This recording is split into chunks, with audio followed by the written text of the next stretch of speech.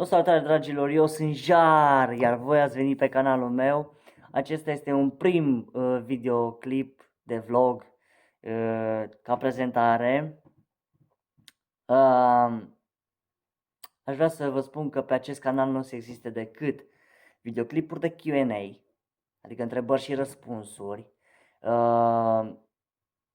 sketch-uri, ce o să mai fie oare, cam ce aș avea eu un proiect să fac pentru voi și cred că ar fi și portrete, de ce nu? Așa. Și nu știu, parodii dacă doriți, multe alte chestii, dacă vreți să mi le sugerați pe toate acestea pe care vi le-am enumerat eu sau poate că mai lipsesc niște chestii pe care nu le-am enumerat în acest videoclip, vă rog frumos să mi le scrieți acolo jos în secțiunea de comentarii, să-mi spuneți cam ceea ce vreți voi să facem pe acest canal de YouTube, da? Bineînțeles, asta ar însemna să mă susțineți și printr-un like, printr-un share, un subscribe și să dați pe clopoțel ca să puteți primi notificări de fiecare dată când încarc eu un videoclip pe canalul meu de YouTube. Așa.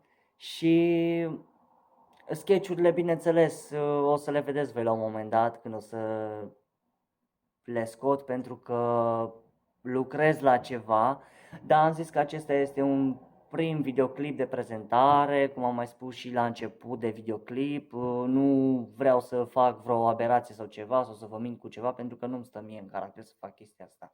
Știți destul de bine că, sau poate că nu știți, dar mie nu-mi place să mint omul sau, mă rog, subscriberul care mă susține, așa.